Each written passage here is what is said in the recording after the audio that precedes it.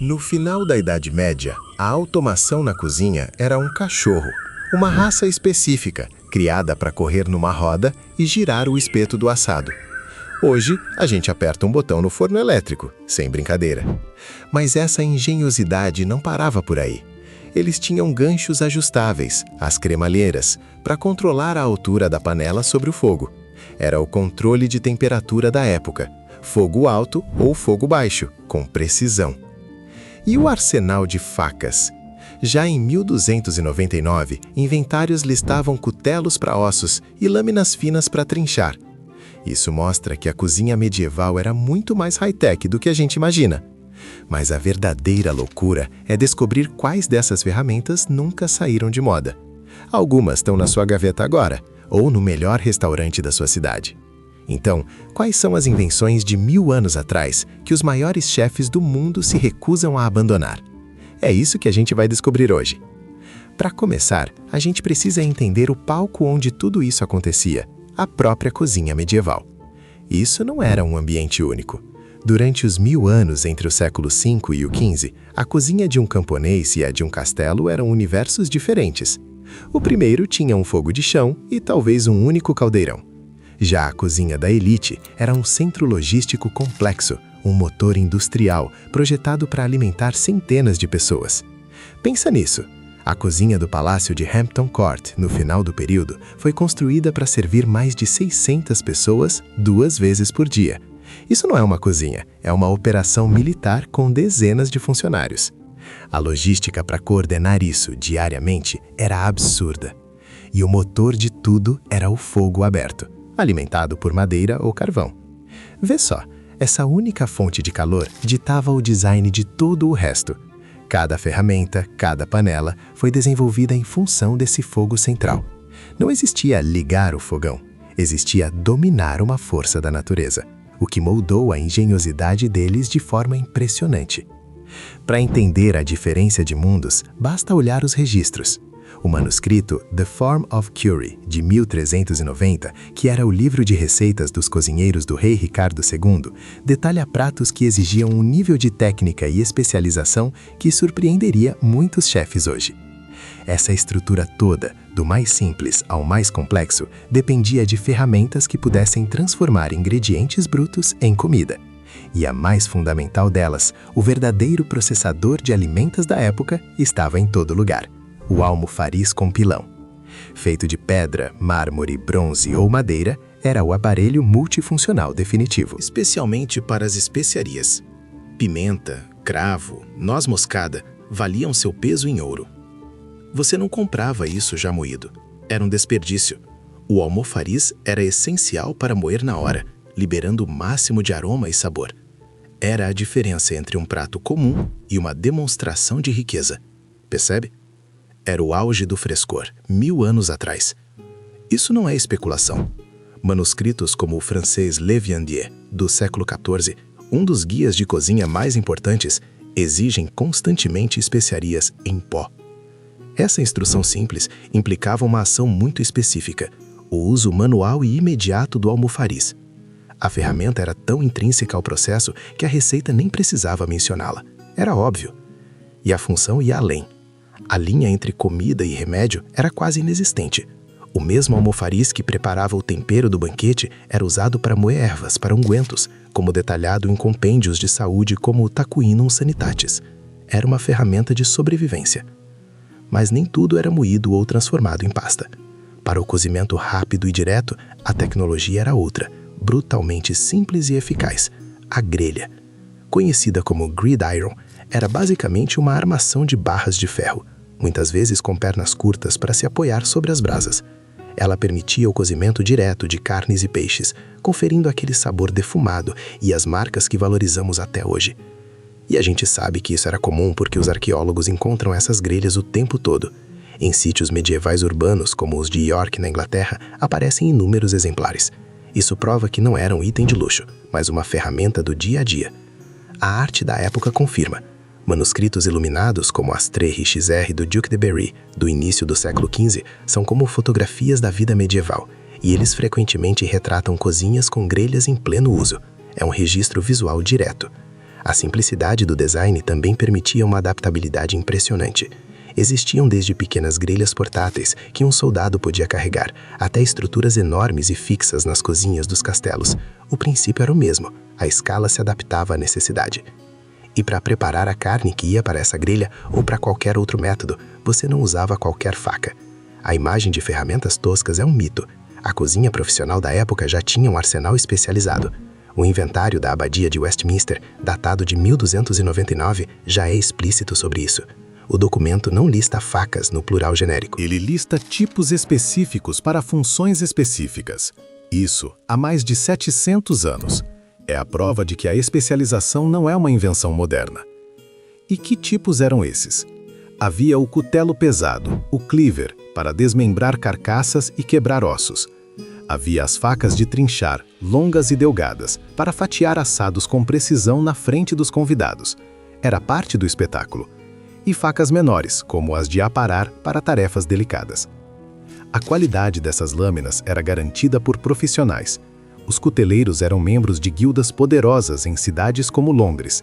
Eles não estavam fazendo ferramentas, estavam forjando instrumentos de precisão. Essa sofisticação toda quebra completamente a nossa imagem da época. E isso é apenas um exemplo. Se você gosta de histórias sem filtros, que vai direto ao ponto, considere se inscrever. Posto vídeos toda semana. Deixe nos comentários qual parte dessa história mais te impressionou até agora. Agora, voltando às ferramentas. Se as facas preparavam, o que de fato cozinhava a maior parte da comida? O caldeirão. De ferro ou bronze, suspenso sobre o fogo, era o utensílio mais versátil. Era usado para ferver, cozer e preparar a base de quase tudo: sopas, ensopados e o onipresente pottage. O tamanho variava drasticamente. Um caldeirão de camponês podia ter 10 litros. Já os de castelos, como o encontrado no castelo de Caernarfon, no país de Gales, podiam conter mais de 150 litros. Exigiam vários homens para movê-lo. O material era crucial. O ferro era durável e acessível. O bronze, mais caro, oferecia uma condução de calor muito superior, reduzindo o risco de queimar a comida no fundo. É por isso que um caldeirão de metal era um bem extremamente valioso. Ele era frequentemente listado em testamentos e inventários como um dos itens mais importantes de uma família, passado de geração em geração. Era um símbolo de estabilidade. Mas ter um caldeirão não bastava, era preciso controlar o calor que ele recebia. E se o caldeirão era o coração, a cremalheira era o cérebro da cocção medieval. Esse dispositivo era um gancho de ferro ajustável, preso a uma barra que atravessava a lareira.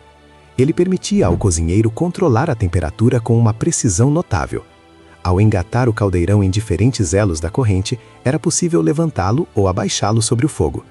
A funcionalidade era direta. Abaixar o caldeirão para perto das chamas resultava em uma fervura rápida. Levantar para longe do calor intenso permitia um cozimento lento e suave, o simmering, perfeito para amaciar carnes duras por horas. Essa capacidade de modular o calor foi uma inovação tecnológica crucial. Ela transformou o fogo aberto de uma fonte de calor binária, ligado ou desligado, em um instrumento culinário versátil. É honestamente o precursor direto dos botões de controle de temperatura dos nossos fogões. Com a comida cozida, a distinção entre a culinária rústica e a alta gastronomia medieval aparecia na textura, e para isso, peneiras e coadores eram essenciais. Feitas de crina de cavalo esticada em uma armação de madeira, as peneiras serviam para refinar a farinha, removendo o farelo para produzir o pão branco, um luxo absoluto. Pedaços de tecido, como linho ou estopa, eram usados como coadores para filtrar molhos e caldos, removendo qualquer pedaço e criando uma consistência aveludada, suave. Essa técnica era fundamental para pratos da elite, como o blancmange, um tipo de pudim feito com frango desfiado, leite de amêndoa e açúcar, que precisava ser perfeitamente liso. O uso constante de peneiras, mencionado repetidamente nos livros de receitas nobres, demonstra um paladar sofisticado que valorizava a delicadeza tanto quanto o sabor. Era a etapa final que separava a comida de sustento da comida de banquete. O espeto giratório era o centro do espetáculo. Sua função era simples: assar grandes peças de carne de forma uniforme sobre o fogo. A execução, no entanto, era brutal. A rotação constante e lenta era uma tarefa quente e entediante, feita por um moleque do espeto, um dos postos mais baixos da cozinha. Mas a engenhosidade medieval buscou a automação. Primeiro surgiram os Clockwork Jacks, sistemas de pesos e engrenagens que giravam o espeto mecanicamente. Era a engenharia de um relógio aplicada a um pedaço de carne. Mas a solução mais extraordinária foi biológica. Eles criaram o cão de espeto, uma raça específica de cachorro treinada para correr dentro de uma roda conectada ao espeto por polias. Isso mesmo, eles inventaram a rotisseria automática usando um cachorro. Essa automação liberava um funcionário e garantia uma perfeição no assado que a rotação manual raramente alcançava. O princípio é exatamente o mesmo do frango de padaria que vemos girando hoje. Essa carne assada com perfeição precisava de uma base para ser cortada e servida. E aqui encontramos uma das práticas mais fascinantes, o trencher. Inicialmente não era um prato, mas uma fatia grossa de pão velho e duro. A carne era colocada sobre ele e o pão absorvia todos os sucos e molhos. Era um utensílio multifuncional genial, com zero desperdício. Ao final da refeição, o trencher encharcado de sabor podia ser comido pelo próprio comensal ou, mais frequentemente, era dado como esmola aos pobres. Era um sistema de caridade embutido no serviço de mesa. Com o tempo, o pão foi substituído por madeira e metal, mas a lógica de usar um elemento para absorver sabor persiste. Pense em um pão italiano mergulhado no azeite. O prato ainda é parte da refeição. Essa obsessão com o sabor não parava no prato. Ela começava na panela, com o controle de qualidade do chefe. Para isso, a colher era sua principal ferramenta.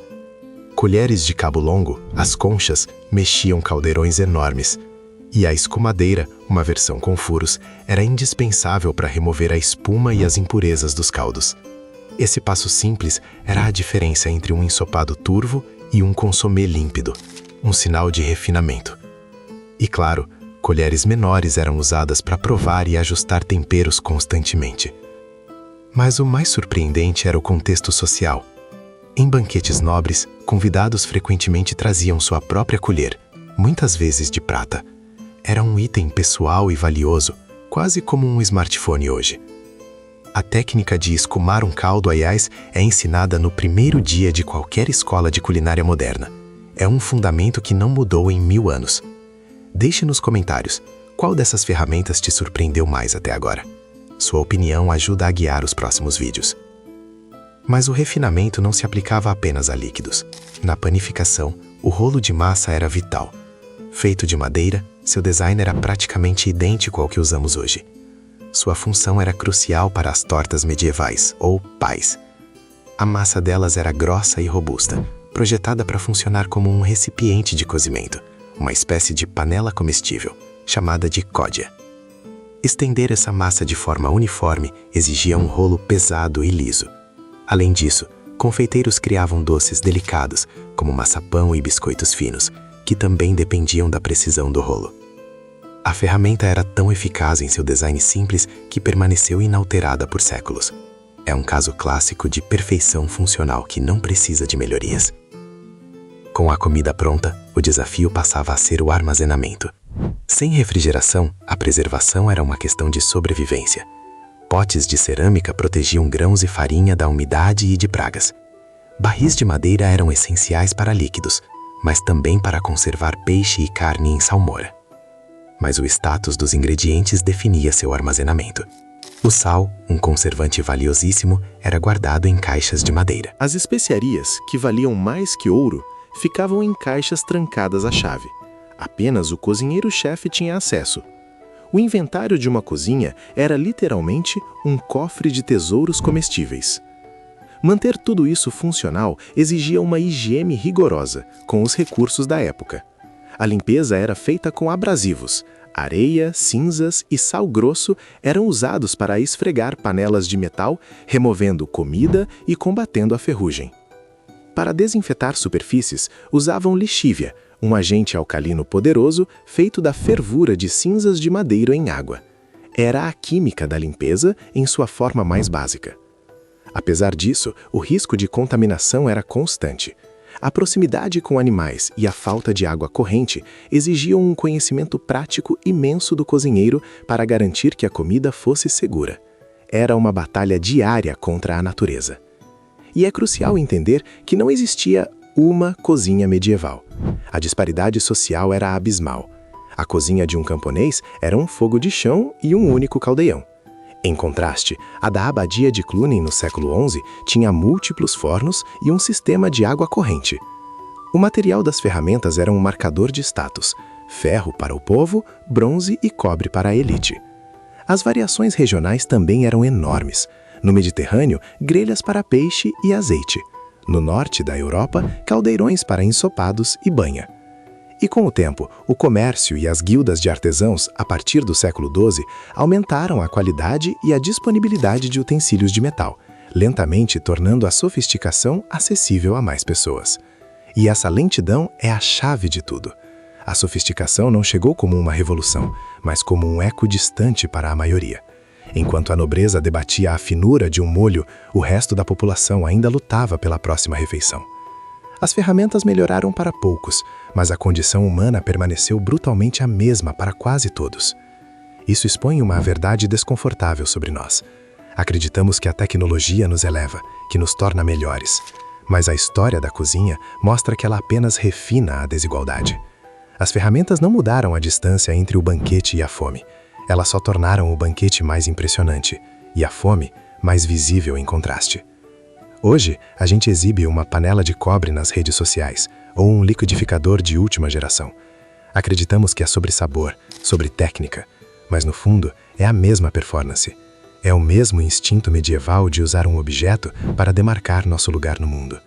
Apenas trocamos o salão do castelo pelo feed do Instagram. Se você quer continuar desmontando essas verdades inconvenientes, se inscreva para não perder o fio da meada. E aproveite para deixar nos comentários quantas das suas ferramentas modernas são sobre função e quantas são sobre status. A resposta pode ser mais amarga do que se imagina, e isso é um bom sinal. Nós só trocamos o material do espeto. A carne no fogo é a mesma.